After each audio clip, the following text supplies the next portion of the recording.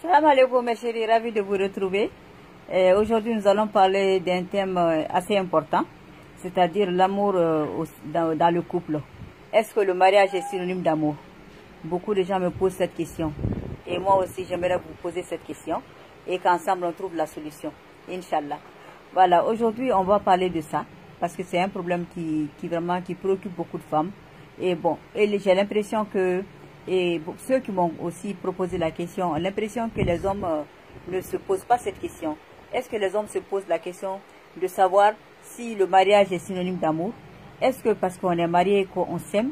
Est-ce que parce qu'on est marié depuis des années que je continue à t'aimer? Ou bien que toi tu continues à m'aimer? Les hommes ne se posent pas souvent cette question. Et pourtant c'est une question qui préoccupe beaucoup les femmes. Parce que pour les femmes, le mariage c'est quelque chose de sacré. Et l'amour est encore plus, est aussi sacré.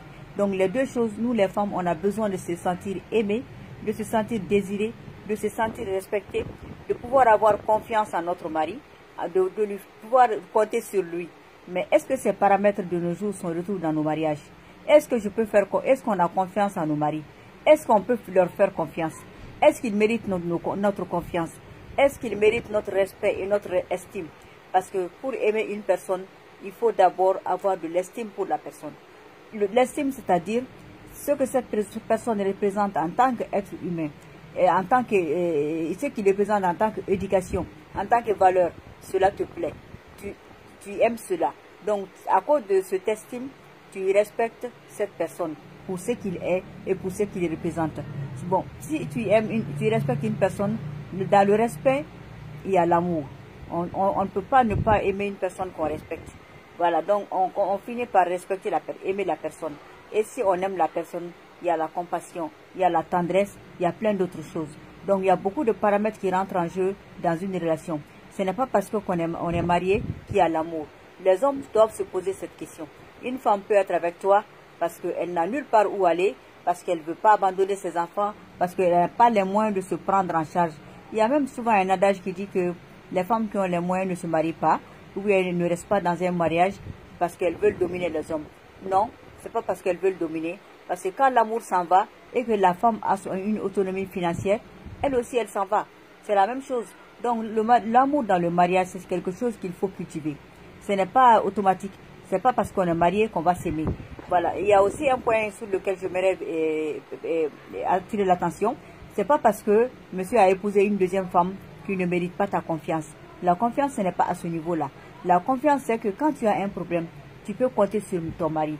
Quand tu as des soucis, il est là pour te réconforter, pour te rassurer, et non pour te critiquer, ni te rabaisser, ni t'humilier. Voilà, c'est ça, pouvoir compter sur quelqu'un. Voilà, que ce soit la femme ou l'homme, personne ne veut être humilié, personne ne veut être rabaissé, personne ne veut être toujours culpabilisé. Quand il y a une dispute dans la famille, tu accuses tout de suite ta femme. Quoi qu'il arrive, c'est ta femme la fautive. Donc il faut la soutenir. Quelqu'un qui te soutient, qui te respecte, qui te valorise, qui te montre que tu es une femme, avec qui tu te sens désiré, avec qui tu te sens aimé. Et vraiment, même dans les moments intimes, tu n'as pas l'impression qu'il fait une corvée. Non. Tu as l'impression que tu éveilles en lui des sensations. Tu éveilles en lui un désir. Tu éveilles en lui du plaisir. Donc c'est ça l'amour dans le mariage. Monsieur, posez-vous la question. Qu'est-ce que j'ai fait pour que ma femme m'aime? Est-ce que ma femme m'aime malgré les années? Malgré qu'on a 10 enfants, on a 5 enfants, nos enfants sont grands, nous sommes grands-parents. Est-ce qu'elle continue à m'aimer? Posez-vous cette question. Il ne faut jamais se passer de l'amour. Ne vous dites pas, oh, nous on a dépassé l'âge, l'amour c'est pour les enfants. Non. L'amour, dans toutes ses dimensions, on ne peut pas vivre sans ça. Bon, et cet amour-là, c'est ça qui amène, comme je dis, la compassion, la tendresse et le soutien. C'est pourquoi dans beaucoup de couples, si la maladie, une tragédie frappe un des partenaires, le couple n'existe plus. On est là ensemble comme deux étrangers, le père de mes enfants, la mère de mes enfants. C'est pas ça. Il faut se tenir la main. Il faut se tenir la main, il faut se soutenir, il faut se respecter, il faut se valoriser et il faut se rendre. Il faut que ta femme, tu sois quelqu'un pour lui, que tu représentes quelque chose pour elle et qu'elle aussi elle représente quelque chose pour toi. C'est ça l'amour dans le mariage. Vraiment, on ne peut pas dire tout cela aujourd'hui, mais j'en appelle vraiment à la bonté, à la générosité et à l'esprit d'ouverture de chacun pour se rendre compte que le mariage n'est pas forcément synonyme d'amour. Et ce n'est pas parce qu'on est marié depuis des décennies, qu'on a de grands-enfants, qu'on est grands-parents, qu'on s'aime.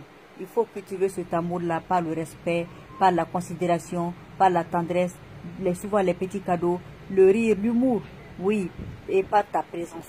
Surtout ta présence. Elle n'est pas forcément financière, mais elle est indispensable.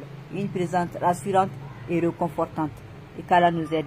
Adjabani Kébéros Djakité, à Bamako Djelibougou, 66 71 60 09, 66 94 73 13. Inch'Allah, nous serons ravis de vous retrouver pour d'autres vidéos. Inch'Allah. Et j'espère que on pourra encore débattre d'autres sujets et qui pourront vraiment donner des idées, orienter, soutenir ou même guider beaucoup de gens d'entre nous. Qu'Allah nous assiste.